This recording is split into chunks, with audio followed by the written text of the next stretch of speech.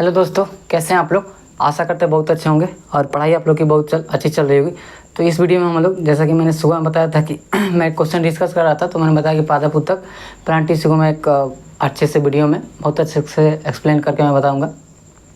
तो इस वीडियो में हम लोग प्लांट टिश्यू का कंप्लीट वीडियो में इस पढ़ेंगे और इस वीडियो में पढ़ेंगे, और इसके बाद आपको प्लांट टिश्यू से कोई भी प्रश्न आपके गलत नहीं होंगे, बहुत अच्छे से और डीपली हम लोग पढ़ेंगे। ठीक है दोस्त। आज सुबह मैंने एक क्वेश्चन डिस्कशन में थोड़ा सा मिस्टेक ह्यूमन ब्रेन में हो सकता है। एक क्वेश्चन मैंने बाल गंगाधर तिलक ने आर्यों का निवास स्थान मैंने अंटार्कटिका बता दिया, जबकि उसका सही आंसर आर्कटिक होगा। तो एक भाई ने कमेंट किया था, मुझे बहुत अच्छा लगा कि चलो एक तो गलती किसी ने पकड़ा, ये बहुत अच्छी बात है, उन्होंने बता दिया। तो इसको आप लोग एक बार देख लीजिएगा, इसका सही आंसर आर्कटिक होगा, ना कि अंटार्कटिका होगा।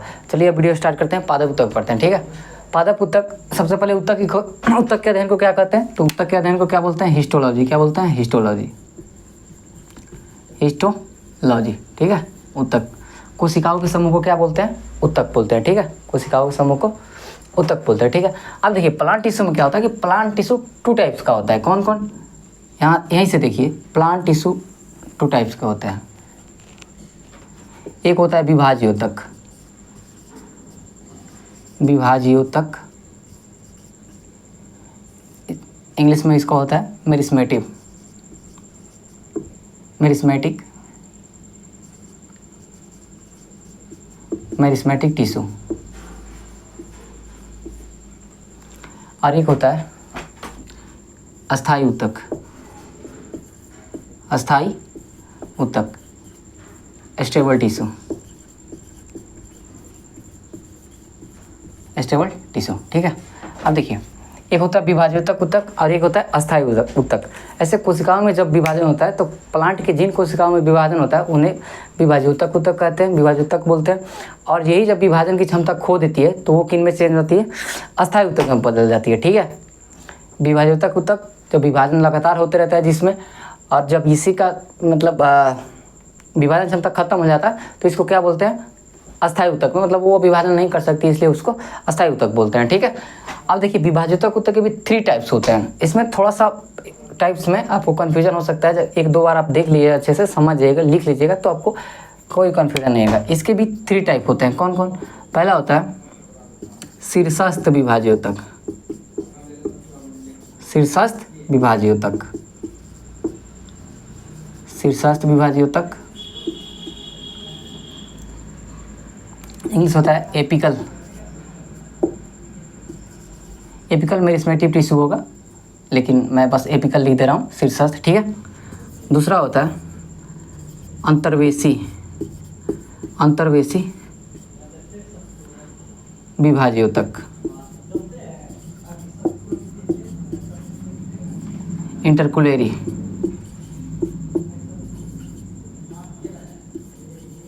इंटरकुलेरी। ठीक है। और तीसरा होता है पार्श्व विभाज्योतक, पार्श्व विभाज्योतक, पार्श्व विभाज्योतक। इसको बोलते हैं लेटेरल, लेटेरल मेरिस्मेटिव टिश्यू। तो ये विभाज्योतक उत्तक कितने प्रकार का होता है, 3 प्रकार का, शीर्षस्थ, अंतर्वेशी और पार्श्व विभाज्योतक। ठीक है। अब स्टेबल टिश्यू, इस पहले इस तीनों के बारे में हम अच्छे से पढ़ लेते हैं, फिर इसके बारे में पढ़ेंगे। ठीक है। तो इसको पहले हम मिटा देते हैं क्योंकि एक एक पढ़ने में थोड़ा सा या मैं चाहूँ तो इसी भी बता सकता हूँ, यहीं पे मैं बता देता हूँ। ठीक है। इसके जो भी पॉइंट्स हैं वो मैं या मिटा के ही बता सकता हूँ, ज़्यादा आसान रहेगा। ठीक है। अब यहाँ तक देख लीजिए, फिर ये दोनों को मिटा दे रहे हैं, उसके बाद एक पढ़ लेते हैं, फिर स्टेबल टिश्यू को पढ़ेंगे। शीर्षस्थ विभाज्योतक क्या करता है, शीर्षस्थ देखिए, ये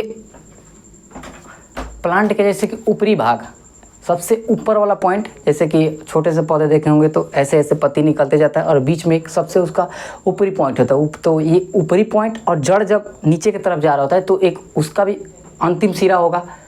तो ये जो जड़ भी नीचे की तरफ वृद्धि कर रहा है और प्लांट क्या है, ऊपर की तरफ वृद्धि कर रहा है। तो जो दोनों के वृद्धि पॉइंट है, एक तो ऊपर वाला और एक नीचे वाला, तो उन्हीं के बिंदु सिरे का निर्माण, बिंदु मतलब बिंदु वृद्धि, तो पॉइंट में वहाँ का जो सबसे ऊपरी हिस्सा है उसमें वृद्धि करता है, और जड़ का जो सबसे निचली हिस्सा का अंतिम सिरा है उसमें वृद्धि करता है। तो ये कौन सा वृद्धि करता है, यहाँ पे लिख लेना है इसके पॉइंट में, जड़ तथा सीरा, सिरे के, जड़ तथा सिरे के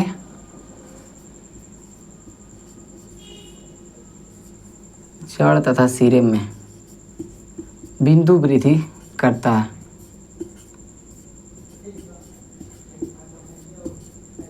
मतलब जड़ के नीचे वाले में सबसे अंतिम सिरा पर वृद्धि और ऊपर वाले में, सिरे में सबसे ऊपर वाले में वृद्धि, मतलब प्लांट के सबसे ऊपर वाले में वृद्धि करता है। कौन? शीर्षस्थ विभाज्योतक। इसमें बस इतना ही है। इसमें पूछता है कि शीर्षस्थ विभाज्योतक का कार्य क्या होता है, तो जड़ और प्लांट के ऊपरी हिस्से में क्या करता है, ये वृद्धि करता है। तो इसमें बस इतना ही है, इससे ज़्यादा इसमें पूछता भी नहीं है, ठीक है। तो इससे ज़्यादा हम लोग पढ़ेंगे भी नहीं, ठीक है। अब इसमें दूसरा क्या था, अंतर्वेशी विभाज्योतक। दूसरा है अंतर्वेशी विभाज्योतक। अंतर्वेशी विभाज्योतक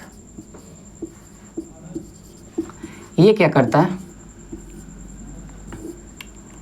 ये क्या करता है, देखिए जो एक तो पौधा का जो तना होता है ना, पत्ती होता है, उसके आधार पे पाया, जैसे पुदीना हो गया, पुदीना जो होता है ना, उसके आधार में वृद्धि।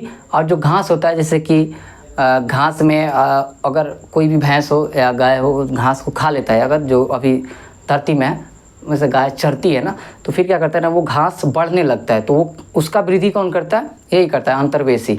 तो लिख लीजिए, पत्तियों के आधार में वृद्धि, पत्तियों के आधार तथा घासों में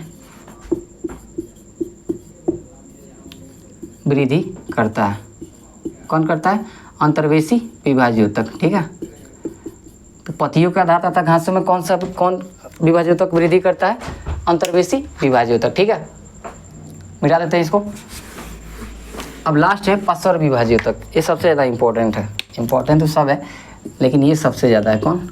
पार्श्व विभाज्योतक। पार्श्व विभाज्योतक ये क्या करता है ना, तने के मूल में, मतलब परिधि में, जैसे पौधा हो गया ना, तो इसके जड़ वाला में जो ये नीचे वाला होता है ना, तो परिधि ऐसे लिखते हैं, तने की परिधि तथा मूल में वृद्धि करता है और पेड़ की चौड़ाई में वृद्धि करता है। तो इसमें लिख लीजिए, तने के मूल, तने के मूल, तने के मूल तथा परिधि में वृद्धि करता है, परिधि में वृद्धि करता है, वृद्धि करता है। और इसमें एक और लिख लीजिए, ये हो गया। और फिर लीजिए, यह पौधों में द्वितीयक वृद्धि करता है, यह पौधों में, ऐसे डायरेक्ट याद रखते हैं, यह पौधों में द्वितीयक वृद्धि करता है, द्वितीयक वृद्धि करता है, जिससे संवहन पुल का निर्माण होता है। अब इस संवहन पुल क्या होता है पता है आपको, जिससे संवहन पुल का निर्माण होता है, संवहन पुल का निर्माण होता है। तो ये संवहन पुल क्या होता है, जब जाइलम और फ्लोएम, जाइलम और फ्लोएम जो होते हैं ना, जाइलम फ्लोएम जिस रास्ते से मतलब आते जाते हैं ना, उन्हीं को बोलते हैं संवहन पुल। आते जाते मतलब खाना लेकर जाना और लेकर आने का कार्य जो भी होता है ना, वही संवहन पुल होता है। संवहन पुल का निर्माण कौन करता है, पार्श्व विभाज्योतक द्वितीयक वृद्धि करके संवहन पुल का निर्माण करता है। तो ये बहुत इंपॉर्टेंट है, इसको एक लाख आप लोग स्क्रीनशॉट ले लीजिए, या लिख रहे हैं तो लिख लीजिए, मिटा दे रहे हैं आप। तो ये हमारा विभाज्योतक ऊतक खत्म हो गया। विभाज्योतक ऊतक खत्म होते ही अब क्या है, अस्थायी ऊतक। अस्थायी ऊतक ये वाला, अब देखिए यहाँ से इसको यहाँ लाते हैं, ठीक है। अस्थायी ऊतक के भी 2 पार्ट्स होते हैं। अस्थायी ऊतक 2 भाग होते हैं, इसके भी 2 भाग होते हैं। कौन कौन? एक होता है सरल अस्थायी, सरल अस्थायी ऊतक, सरल अस्थायी ऊतक, ठीक है।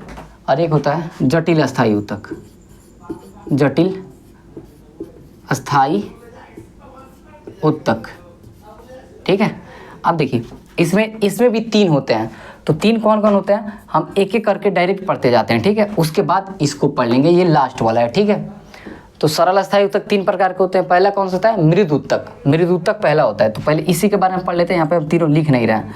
मृदु उत्तक, मृदु उत्तक या इसका इंग्लिश होता है पेरेनकाइमा, डायरेक्ट हिंदी में लिख देना है, इंग्लिश वैसे ही मेरी कमजोर है थोड़ी। Parenchyma, parenchyma. इसके जो भी मेन पॉइंट है बस आप लोग वही लिखिए। देखिए ये क्या करता है ना, डायरेक्ट लिख ही लीजिए, पहले हटाइए, लिख लीजिए, बाद में समझा देंगे इसको।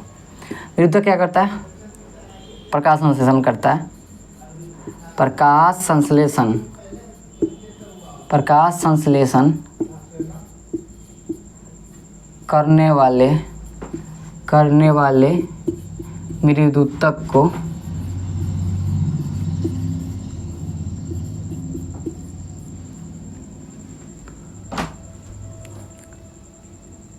क्लोरेनकाइमा कहते हैं। क्या, क्लोरेनकाइमा, क्लोरेनकाइमा कहते हैं। देखिए जिस मृदुत्तक में, और सिर्फ प्रकाश संश्लेषण क्रिया कहाँ होती है, मृदुत्तक में ही होती है। तो जिस मृदुत्तक में प्रकाश संश्लेषण होता है उसको क्या बोलते हैं, क्लोरेनकाइमा, क्लोरेनकाइमा बोलते हैं। क्यों, क्योंकि क्लोरीन से क्या होता है, क्लोरीन मतलब क्लोरोफिल, और जिसमें क्लोरोफिल होगा वही प्रकाश संश्लेषण क्रिया करेगा, इसीलिए प्रकाश संश्लेषण करने वाले मृदुत्तक को क्लोरेनकाइमा कहते हैं। और मृदुत्तक का क्या कार्य है, मृदुत्तक का क्या कार्य होता है, इसमें क्या होता है ना, अंतरकोशिकीय स्थान सर्वाधिक होता है, अंतरकोशिकीय स्थान, अंतरकोशिकीय स्थान सर्वाधिक होता है, अंतरकोशिकीय स्थान सर्वाधिक होता है। ये अंतरकोशिकीय स्थान क्या होता है पता है, ये जो भी टॉपिक है ना बहुत ज़्यादा इंपॉर्टेंट है, सर्वाधिक होता है, अंतरकोशिकीय स्थान सर्वाधिक होता है। जैसे दो मृदुत्तक की कोशिकाएं हैं तो इनके बीच जो गैप होगा ना वो ज़्यादा होता है, गैप होता है वो ज़्यादा होता है, ठीक है, ये होता है, ठीक है। और इसमें लिख लीजिए, एक आपने एरेनकाइमा का नाम सुना होगा। देखिए एरेनकाइमा क्या होता है ना, इसको हिंदी होता है वायुत्तक, ये होता है जैसे कि वो मृदुत्तक का ही पार्ट है। एरेनकाइमा क्या है, मृदुत्तक का ही पार्ट है, लेकिन वो जल में पाया जाता है। तो जब जल में पाए जाने वाले मृदुत्तक में क्या होता है ना कि वायु कोष्ठ, वही जो अंतरकोशिकीय स्थान होता है ना, उसमें वायु भर जाती है। तो जैसे ही वायु भर जाती है तो क्या होता है, वो जल में तैरने लगता है। इसीलिए जल में तैरने वाले मृदुत्तक को क्या बोलते हैं, एरेनकाइमा बोलते हैं। तो लिख लीजिए यहाँ पे,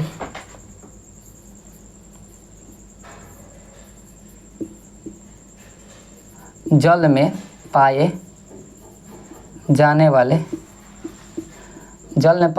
मृदुत्तक में, मृदुत्तक जल में पाए जाने वाले मृदुत्तक के अंतरकोशिकीय स्थान में वायु के भर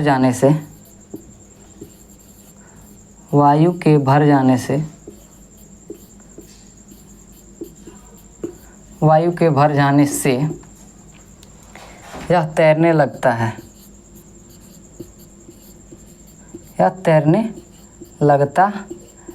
है, जिसे एरेनकाइमा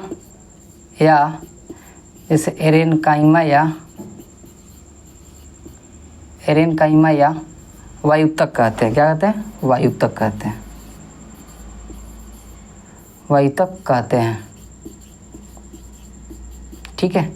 ये बना किसका होता है, तो मृदुत्तक बना होता है, मृदुत्तक की कोशिका भित्ति, क्योंकि ये प्लांट है तो प्लांट में क्या पाया जाता है, हालांकि सेल मेम्ब्रेन कोशिका झिल्ली पाया जाता है, लेकिन कोशिका भित्ति और पादप कोशिका में क्या होता है, पादप कोशिका में कोशिका झिल्ली को कोशिका भित्ति जकड़े हुए रहता है। तो जब भी पादप कोशिका किसकी बनी होती है, सेल्यूलोज की, तो सेल्यूलोज तो रहेगा ही, सेल्यूलोज तथा मृदुत्तक किसका बना होता है, या मृदुत्तक का कोशिका भित्ति किसकी बनी होती है, सेल्यूलोज तथा कैल्शियम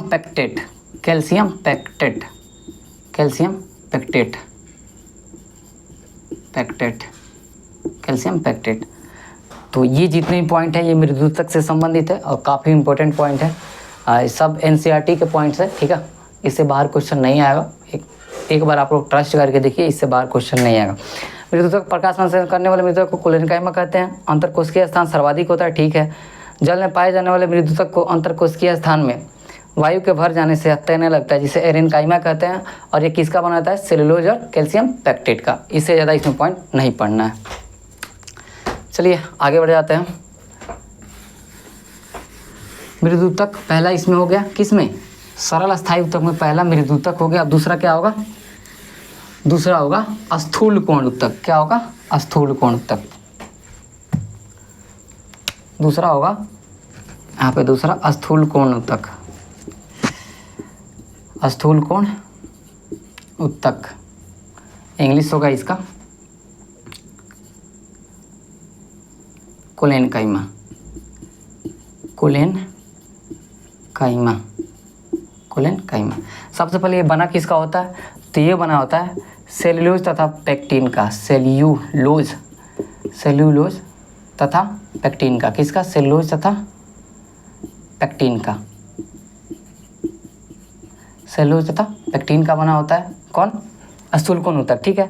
दूसरा पॉइंट लिखिए, यह कोने पर मोटा होता है। यह कोने पर मोटा होता है। यह कोने पर मोटा होता है। एक कोलेनकाइमा और कोने पर मोटा। ठीक है, ऐसे याद रख सकते हैं। कोने पर मोटा होता है। यह क्या करता है? पौधों को लचीलापन बनाता है। पौधा को लचीलापन प्रदान करता है। लचीलापन प्रदान करता है। लचीलापन प्रदान करता है। प्रदान करता है। ठीक है, ये हो गया। और लिख लीजिए इसमें पॉइंट एक, पौधों में लचीलापन प्रदान करता है। और क्या? इसमें अंतरकोशीय स्थान नहीं होता है। इसमें अंतरकोशिकीय स्थान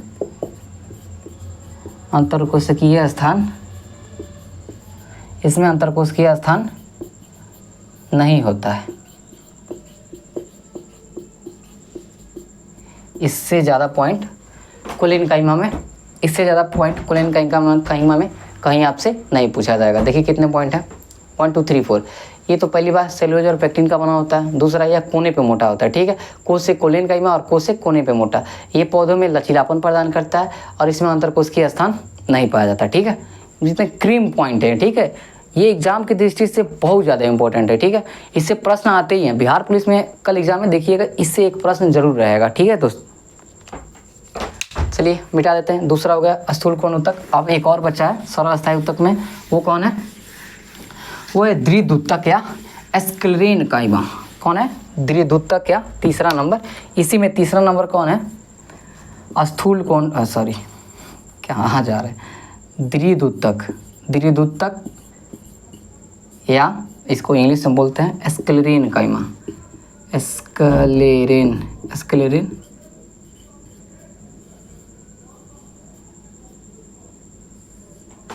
स्क्लेरेनकाइमा। ठीक है, तो पहले इसमें पॉइंट लिख देते हैं। ये किसका बना होता है? तो सेल्यूलोज तो इसमें कॉमन रहेगा क्योंकि पौधों की कोशिका भित्ति है। सेल्यूलोज तथा पेक्टिन की बनी होती है। सेल्यूलोज तथा पेक्टिन की, लिग्निन की। ठीक है, लिग्निन की। तो ये सेल्यूलोज और लिग्निन की बनी होती है। ठीक है, और ये पौधों में क्या करता है? देखिए दृढ़ है। दृढ़ मतलब क्या होता है? तगड़ा। ठीक है, तो ये ऐसा बता सकते हैं, यह पौधों को क्या करता है? यह पौधों को कठोरता प्रदान करता है। क्या? कठोरता प्रदान करता है। ठीक है, इसकी कोशिकाएं मृत होती है। ठीक है, या नारियल के छाल में भी, जो नारियल होता है ना, तो नारियल का छाल क्या होता है? नारियल का छिलका क्या होता है? तगड़ा होता है ना, स्ट्रॉन्ग एकदम, खुज्जा जो होता है। तो वो भी क्या होता है? द्विद्युतक भी वही द्विद्युतक होता है। यह नारियल के छाल में पाया जाता है। यह नारियल छाल में पाया जाता है। यह नारियल छाल में पाया जाता है। यह नारियल के छाल में पाया जाता है। और इसमें लिख लीजिए, यह नारियल छाल में हो जाता है। और इसमें कोई पॉइंट छूट रहा है? हाँ, इसमें भी अंतरकोशीय स्थान नहीं होता है। इसमें अंतरकोशीय स्थान इसमें भी नहीं होता है। इसमें अंतरकोशिकीय स्थान नहीं होता है। अंतरकोशिकीय स्थान नहीं होता है। ठीक है, बस यही 4 पॉइंट है। इसमें भी इससे ज़्यादा नहीं पूछा जाएगा, ठीक है, आएगा ही नहीं समझा, बहुत डीप में है, ठीक है। दृढ़ ऊतक में क्या होता है, सेलुलोज और लिग्निन की बनती है, ठीक है।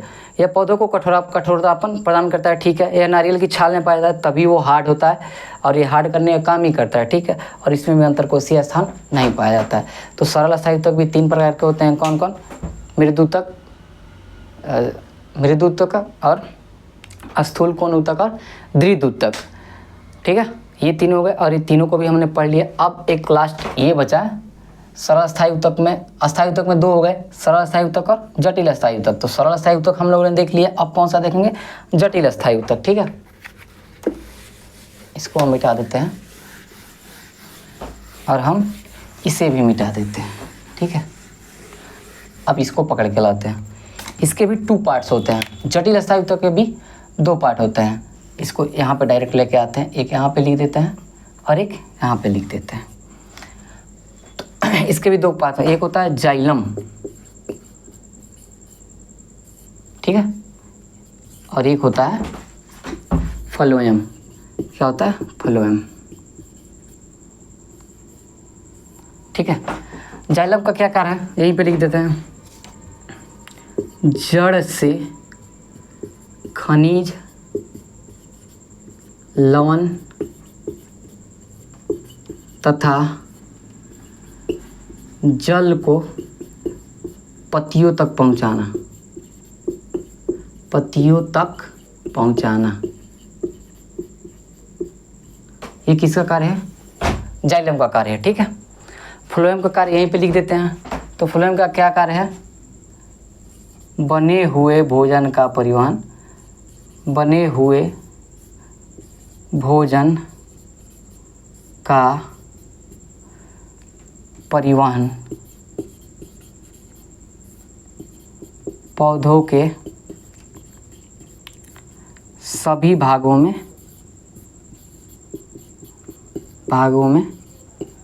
करना, ठीक है। देखिए होता क्या, पौधे को भोजन कौन बनाता है, भोजन कौन बनाता है, पत्तियाँ, क्योंकि पत्तियों में क्लोरोफिल पाया जाता है और वहीं पे क्या होता है, प्रकाश संश्लेषण क्रिया होती है। तो उसके लिए क्या चाहिए, नीचे से जड़ पानी वानी तो चाहिए ही ना। तो पानी, जड़ से खनिज, लवण तथा जल को, जड़ से खनिज, लवण तथा जल को जाइलम क्या करेगा, ऊपर सनवन पुल के माध्यम से लेके जाएगा और पूरी पत्तियों तक पहुंचा देगा, ठीक है। पूरी पत्तियों तक पहुंचा देगा। अब तो पहुंच गया, अब बनाएगा कौन, तो क्लोरोफिल अपना काम कर देगा, भोजन बना देगा। तो खाली खाना बनाने से थोड़े होगा, नहीं ना होगा, खाना बन गया तो क्या होगा, अब जहाँ जहाँ उसकी आवश्यकता है पौधे के सभी भागों तक, वहाँ तो लेकर तो जाना चाहिए ना।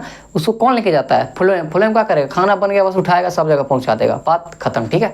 खाना बना हुआ है, उठाएगा, सब जगह पहुँचा देगा। तो ये पहुँचाने वाला, खाना पहुँचाने वाला काम कौन करता है, ऐसा समझिए। मार्केट कौन करता है, जैसे मार्केट हम लोग करते हैं ना, तो मार्केटिंग करके क्या करते हैं, सामान लाया जाता है, कच्चा सामान, उसके बाद ना बनाते हैं हम लोग।